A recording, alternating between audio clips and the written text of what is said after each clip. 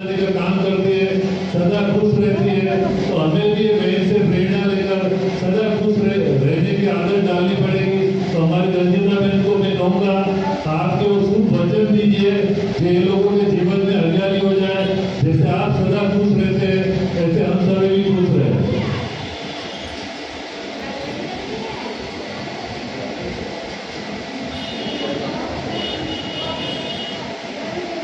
जोरदार ताली बजाओ हमारे रंजिता दीदी के लिए।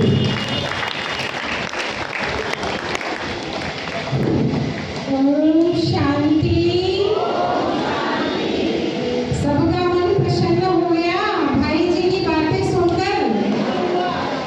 अब मन में तो किसी की भी नाराजगी नहीं बची है ना। बाबा मिला और दिल के हर कोने से हमारे क्या आवाज आई, जो हमें चाहिए था वो मिल गया।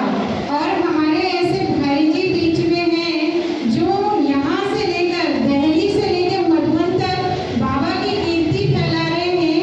ऐसे भाई जी के लिए भी जोरदार ताली बजाएं। आप जिस सभा में हो जाते हैं वहाँ पर चारों ओर खुशियाँ ही खुशियाँ फैल जाती हैं। हम ज्ञान को कितने अच्छे तरीके से रखते हैं, हम सबके सामने ये हमने भाई जी से सीखा। और भाई जी हमारे नाम का वर्णन कर रहे हैं कि रंज को जीतने वाले ना। तो हम तो यही कहेंगे कि सबके गमों को जीतने के लिए कौन आए हुए हैं? बाबा। और मुझे तो आप सबको देखकर ये लग रहा है खास बाबा दिल्ली में उस्मानपुर में आया है आप सभी माताओं के लिए।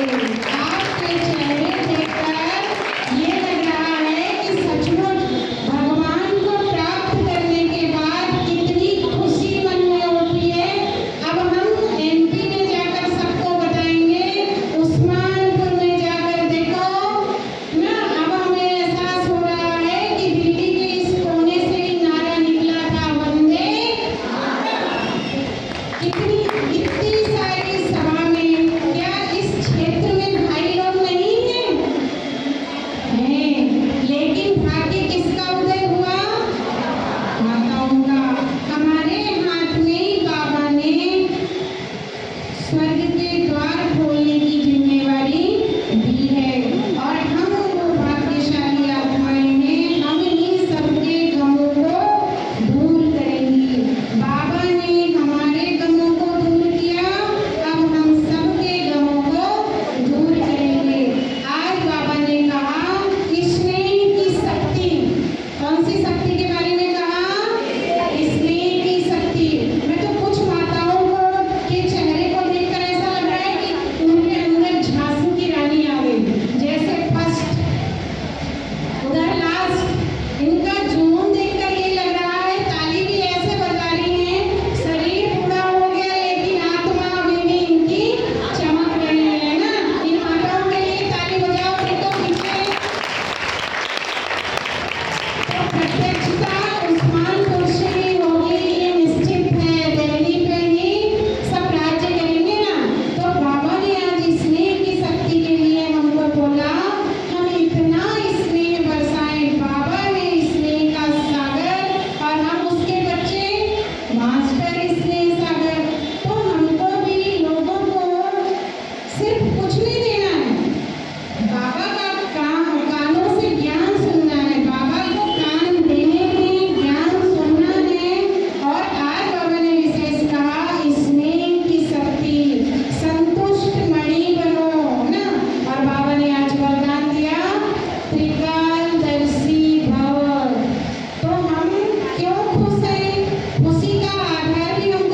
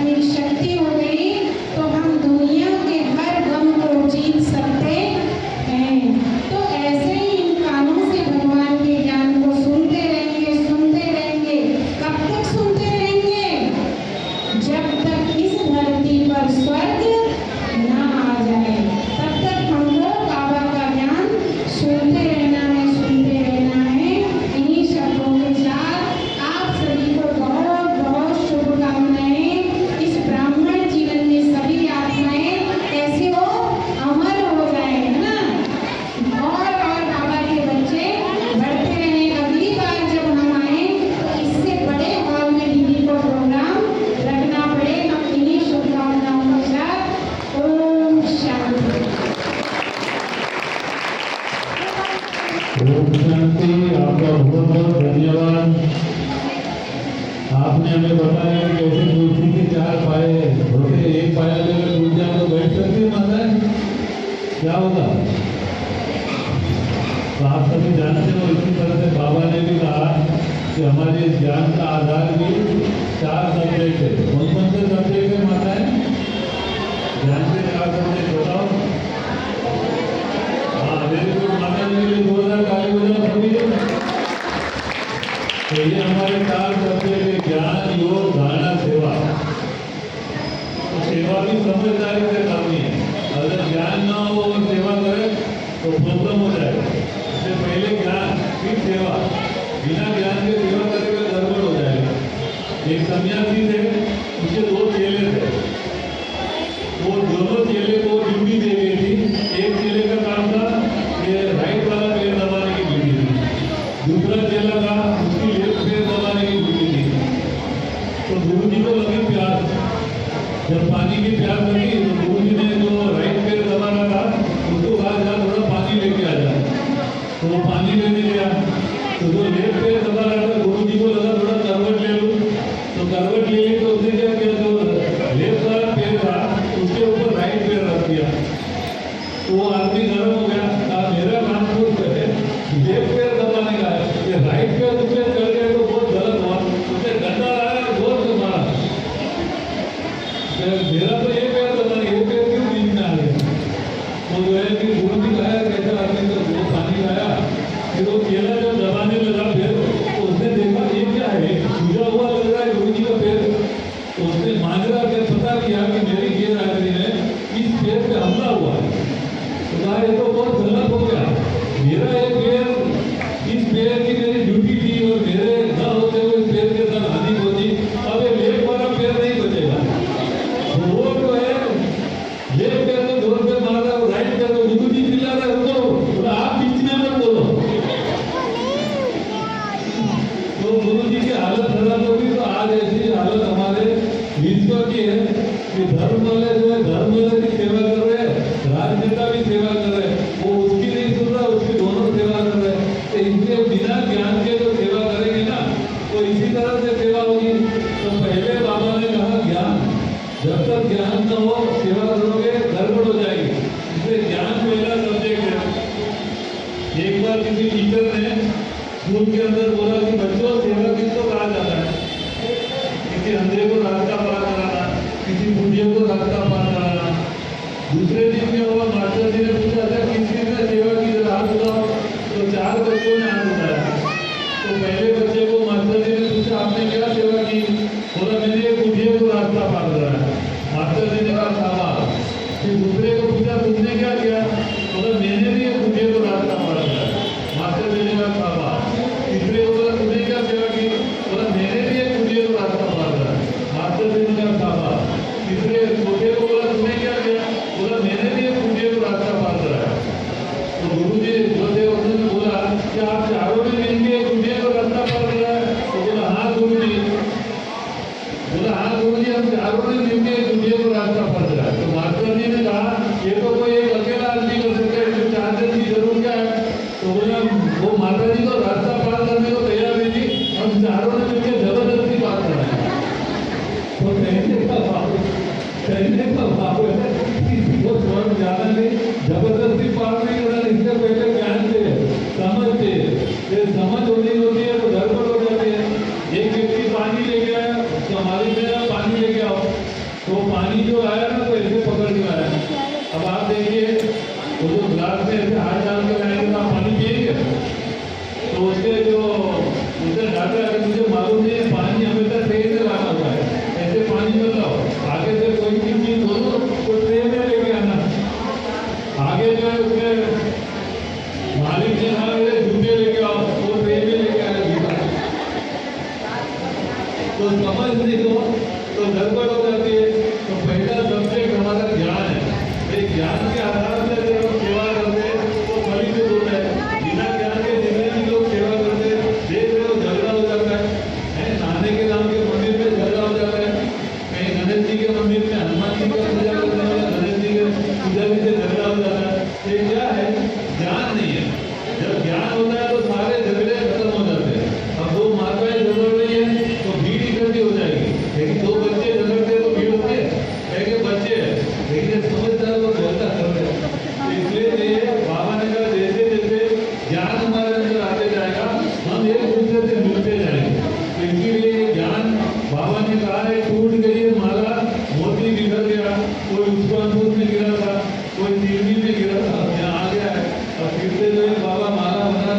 ये माला के सारे मोती एक दूसरे के सहयोग से कहते हैं ना, साथी हाथ बढ़ाना साथी वे, एक अकेला थक जाए तो दूसरा धक्का मारना,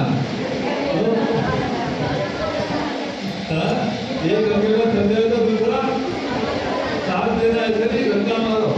आजकल देखो दुनिया में क्या हाल है, साथ तो देते नहीं, धक्का मार देते। इसलिए बाबा कहते दुनिया की हालत खराब है, हम सब माताओं बहनों को मिलकर इस दुनिया को बदलने का काम भगवान ने लिया है।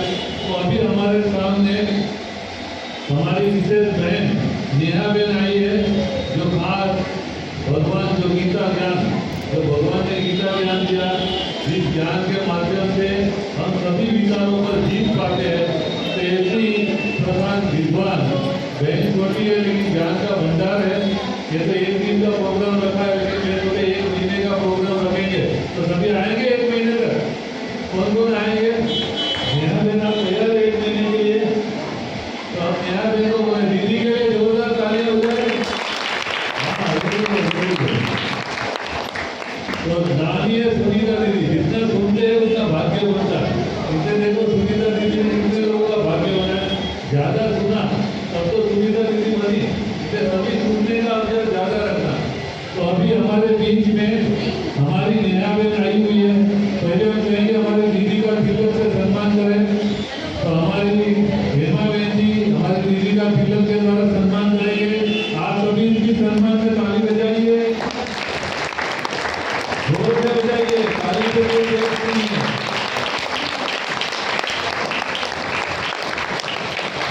अच्छा है, आप उन्हें प्यार से सुन रहे हैं, तो मेरे को लगता है नेहा बहन 1 महीने तक यही रुक जाएगी। तो सभी तैयार है 1 महीना बैठने के लिए? जो सब तैयार है जरा हाथ उठाओ। हाँ चलो, अच्छा है, आप अपने लिए भी ताली बजाओ। लेकिन अभी हमारे बीच में नेहा बहन आई हुई है, तो इससे हमें वो शुभकामनाएं देगी कि कैसे परमात्मा के साथ जुड़कर असंभव को संभव कर सकते हो। एक छोटी सी बहन जब भगवान से जुड़ जाती है तो कैसे वो देवी बनकर आज हजारों के जीवन में देवी को लाने का अभ्यास करती है। तो हम साल भक्ति में तो पूछते हैं, वो दुर्गा है जो दुर्गुणों का नाश करती है, तो लक्ष्मी है जो धन की देवी है। ये सभी देवियों का ही गायन है, जिसके लिए वंदे मातरम करते हुए तो ये वंदनीय है, जो परमात्मा ज्ञान को बांटकर हर एक के जीवन में अंधकार को दूर करने का काम कर रहे हैं। तो ऐसी नेहा दीदी के लिए जोरदार तालियां आगे नेहा दीदी के लिए। ओम शांति। दिल की गहराई से वो शांति के लिए तरसती आत्माओं का आह्वान करते हुए बहुत प्रेम से मधुरता के साथ बोलेंगे ओम शांति। शांति के सागर भगवान का आह्वान करते हुए हम पुनः ओम शांति के महामंत्र का उच्चारण करेंगे। ओम शांति। इबादत का हमको सिला मिल गया, खुशी है हमें कि खुदा मिल गया। आइए उस्मानपुर निवासी भाई बहनों कि हमें जन्नत का पता मिल गया, हमें जन्नत का पता मिल गया। उसी जन्नत की यात्रा में हम आप सभी को ले चलते हैं। आप सभी को कहते हो कि हम भगवत कथा, साप्ताहिक भगवत कथा करने के लिए ही आए हुए हैं साप्ताहिक, परंतु इसे 2 दिन में पूरा करना है। और भगवत गीता हम सभी के जीवन को परमार्थ की ओर ले जाने वाला ग्रंथ है। आप सभी ने सुना होगा कि दुनिया का एकमात्र पवित्र ग्रंथ है जो भगवानुवाच है। हर धर्म ग्रंथ पवित्र है, हर धर्म ग्रंथ मानव के जीवन को सराहते हैं, परंतु हर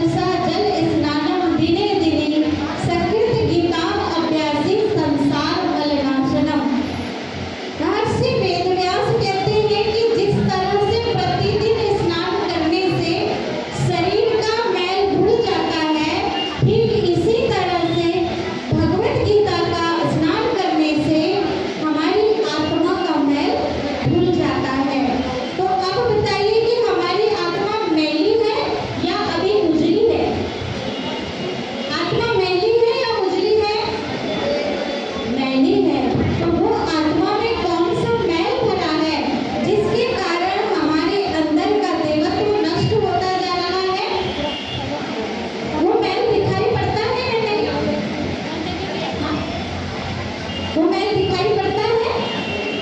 नहीं, परंतु है तो जरूर ना। काम, क्रोध, लोभ, मोह, अहंकार का जो मैल हमारे जीवन में भरा है, उसी मैल को धोने का कार्य करती है भगवद गीता। जो भगवानुवाच है, जो भगवान हमारे लिए प्रतिदिन एक भोजन के रूप में परोसते हैं।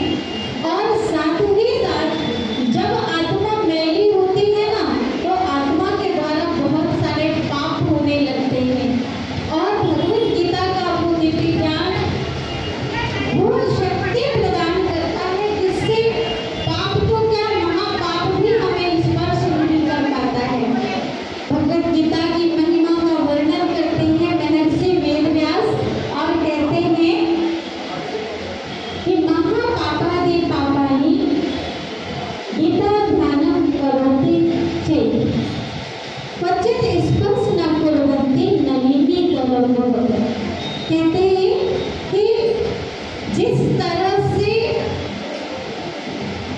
तालाब में कमल के पत्ते को जल या कीचड़ स्पर्श नहीं कर सकता, और इसी तरह से भगवान के महावाक्य जिसके जीवन में आ जाए, तो भले वो कलयुग की तमो प्रधान दुनिया में भी रहता हो, लेकिन पाप तो क्या, महापाप भी उस आत्मा को स्पर्श नहीं कर पाते हैं।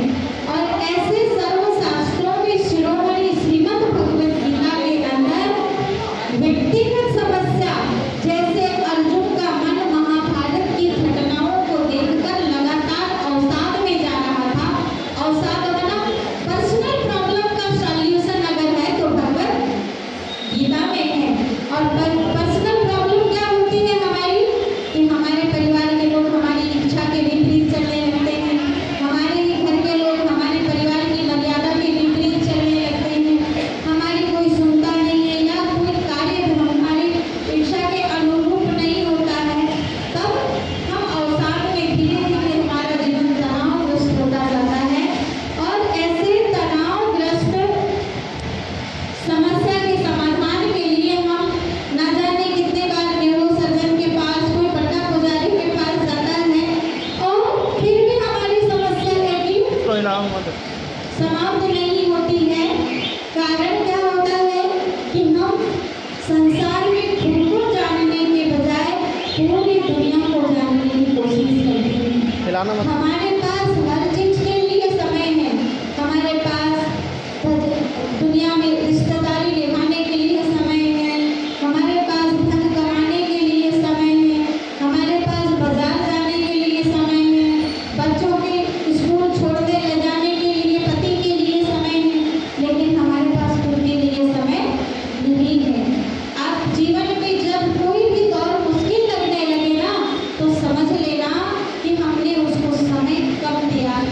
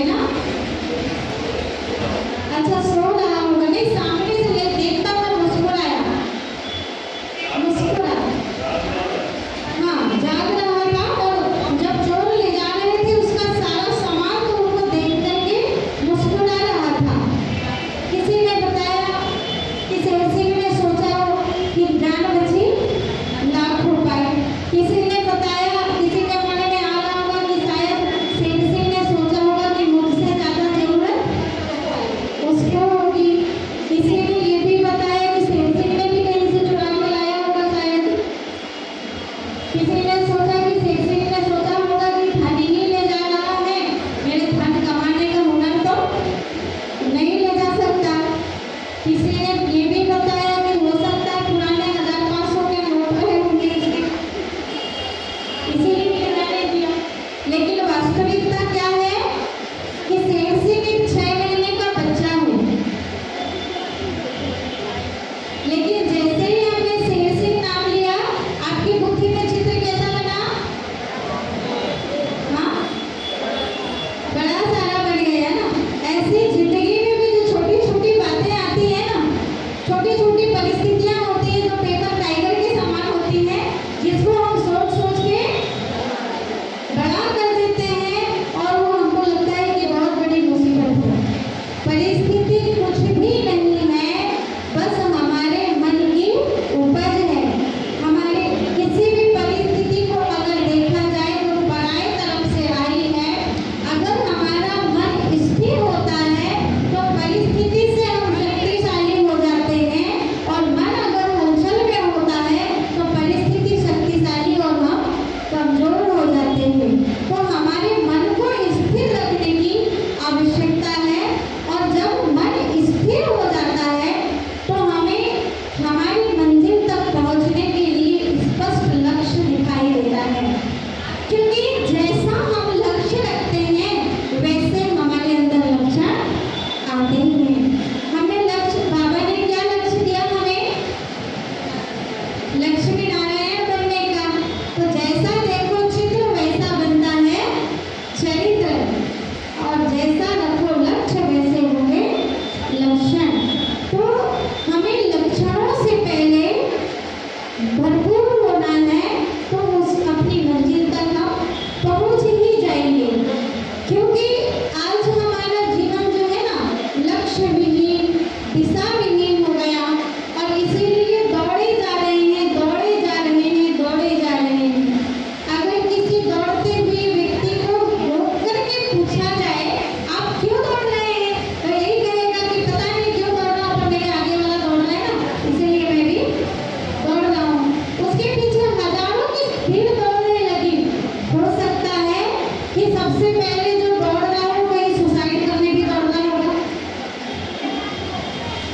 लेकिन हमारा ध्यान उस ओर जाता ही नहीं है, और हम धन धन धन धन करते एक दिन हमारा अंतिम जो रास्ता होता है वो निधन की तरफ हो जाता है, जहाँ हमारे पास कुछ भी नहीं होता, और जो कुछ होता है पूरे जीवन भर हम उसका सुख और आनंद नहीं ले पाते। आपने जैसे हमारी जिंदगी अभी ऐसे बन गई है जैसे अशोक वाटिका में सीता जी। अशोक वाटिका में किसी प्रकार की कोई कमी नहीं थी। अशोक वाटिका में कोई भी साधन संपत्ति वैभव की कमी नहीं थी, लेकिन फिर भी सीता जी को झरझर आंसू बहाने पड़ रहे थे। आज बटन ऑन करते आग जल जाती है, हवा चल जाती है, ठंडक हमें मिल जाती, माना एक तरह से इंसान ने प्रकृति को भी अपने वश में कर लिया है, लेकिन जीवन में दुख अशांति बहुत अधिक बढ़ गई है, और दुख अशांति बहुत ज्यादा बढ़ गई है। उसका कारण क्या है कि अशोक वाटिका में रहकर भी हम सीता को रोना पड़ रहा है। हाँ, अशोक वाटिका में रहकर भी हम सीता को रोना पड़ रहा है। उसका कारण क्या है? हाँ, क्योंकि राम से दूर हो गए, क्योंकि हम राम से दूर हो गए हैं। और हम सभी जानते हैं कि हमारे हर ग्रंथ प्रतीकात्मक शैली से लिखे गए हैं, और प्रतीकात्मक शैली में जहाँ हम आत्मा रूपी सीताएं संसार में माया के चक्रव्यूह में, मायावी रावण के चक्रव्यूह में फंस जाते हैं, और रावण की जेल में पहुंच जाते हैं, जहाँ अशोक वाटिका नाम तो है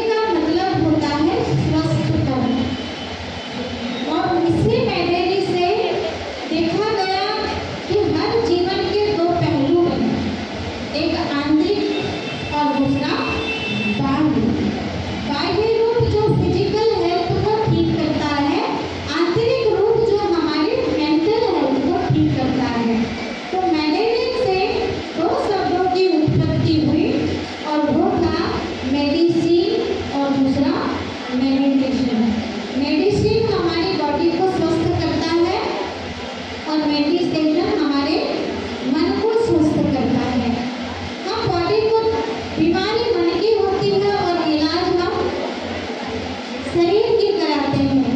समय, पैसा, परेशानी सबका सामना हम करते हैं, परंतु फिर भी उत्तम स्वास्थ्य को प्राप्त नहीं कर पाते हैं। इसीलिए आज सोचिए, हमारा तन ज्यादा बीमार है या मन? क्या बीमार है ज्यादा? मन ज्यादा बीमार है। और इलाज ज्यादा किसका करवाते हैं हम? हाँ, तन का कराते हैं। और मन का इलाज आप सभी को पता है कि ना, इसके लिए पैसा लगता, ना आपको समय ज्यादा देना पड़ता। मन का इलाज आपको निःशुल्क ब्रह्मा कुमारी आश्रम में मिल जाता है। अन्य जगह भले शुल्क लगता हो, पर ब्रह्मा कुमारी आश्रम में कभी भी शुल्क मन के इलाज के लिए नहीं लगता है। और ये वही समय है जहाँ हमको खुद को जानने का है, क्योंकि मनुष्य अपने जीवन में सुख सुविधाओं के लिए पूरे भौतिक जगत पर निर्भर करता है।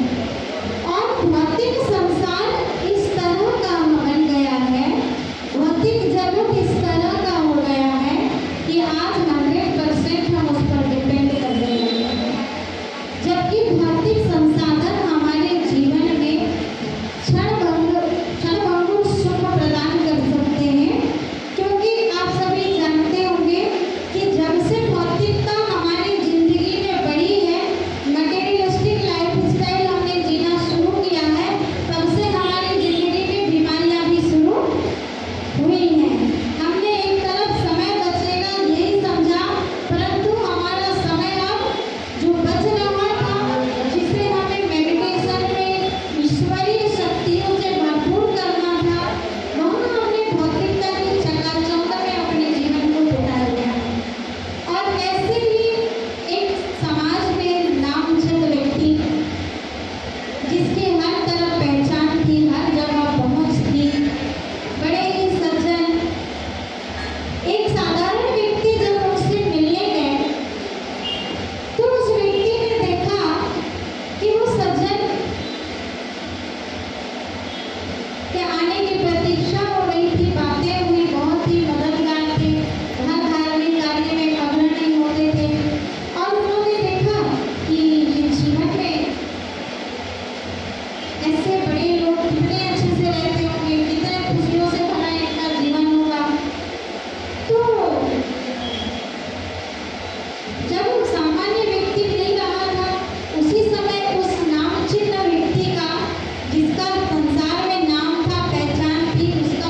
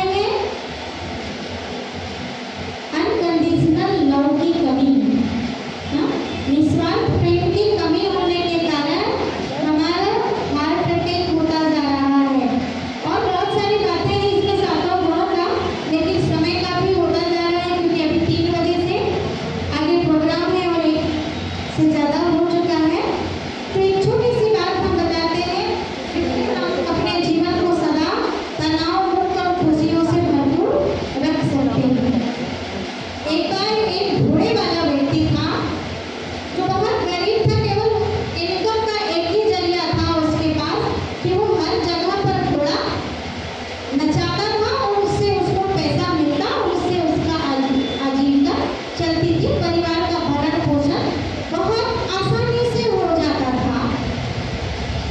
तो देखा उसके कि एक ही घोड़ा के भरोसे पूरे परिवार का भरण पोषण हो जाता है, सब लोग बड़े खुश रहते हैं। तो उसने देखा, उसके सामने एक किसान रहता था। किसान ने सोचा कि मैं 12 महीना खेती में काम करता हूँ, तब भी जो है मेरी जिंदगी खींचतान वाली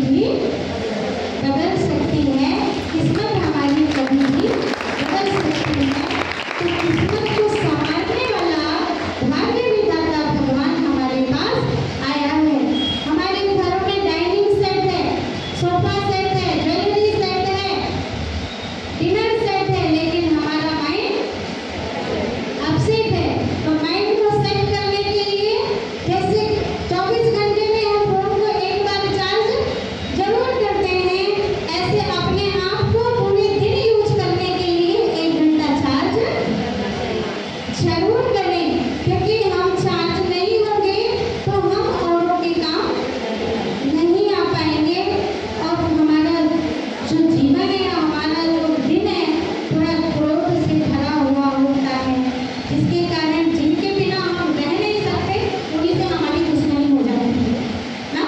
हम बाहर दूसरे लोगों से तो बड़े सलामत से मिल जाते हैं क्योंकि 1 घंटा 2 घंटा हमें मिलना है, लेकिन पेपर हमारे सामने या बातें हमारे सामने कब आती है, किसके साथ आती है, जिनके साथ हमको 24 घंटे रहना है ना।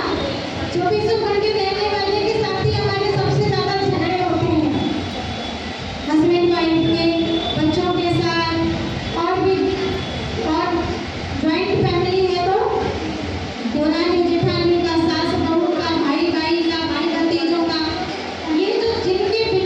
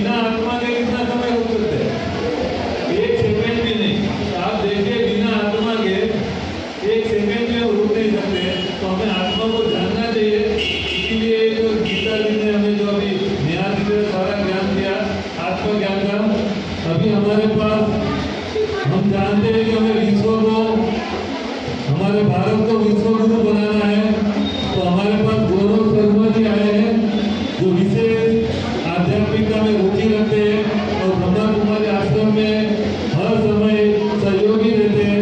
तो हमारी गौरव शर्मा से यही है कि आप ये दीप जलाने के साथ साथ आप सहयोगी तो है लेकिन साथ साथ अभी योगी भी बने, थोड़ा समय लगाए तो गौरव शर्मा जी के लिए जोरदार तालियां बजाएं। इसी तरह से हम एक दूसरे का साथ देंगे तो भारत लक्ष्मी नारायण जैसा श्रेष्ठ राष्ट्र विश्व गुरु जो हम बनाना चाहते हैं वो बन जाएगा। अभी हम हमारी सुनीता दीदी, हमारे गौरव शर्मा जी, हमारी नेहा बहन, तो हमारी ममता बहन वगैरह को बोलेंगे आप सभी कैंडल लाइटिंग की तैयारी करेंगे। तो जो भी कैंडल लाइटिंग की तैयारी करें और हमारे भाई जी को तिलक भी दे दें। हम हमारे सुनीता दीदी को कहूँगा हमारे गौरव शर्मा भाई जी का तिलक करें। सभी भाई जोरदार तालियां बजाओ। ऐसे ही गौरव शर्मा जी समय निकाल कर हमारा उमंग उत्सव बढ़ाए ताकि ये जो माताएं हैं परमात्मा कार्य में लगी हुई है, परमात्मा को अपने जीवन में परमात्मा गुणों को लाने का कार्य कर रही है, ऐसे ही हम करते रहेंगे। अभी हम सभी ज्योति जगाकर उस परमात्मा शक्ति का आह्वान करेंगे जो आसमान तोड़ के अंधकार को दूर करने का काम करेंगे। तो हम सभी एक मिनट साइलेंस करेंगे और हमारे भाई जी को कहेंगे जोर से जोर जगाते चलो। एक मिनट साइलेंस रहेंगे अभी। ओम शांति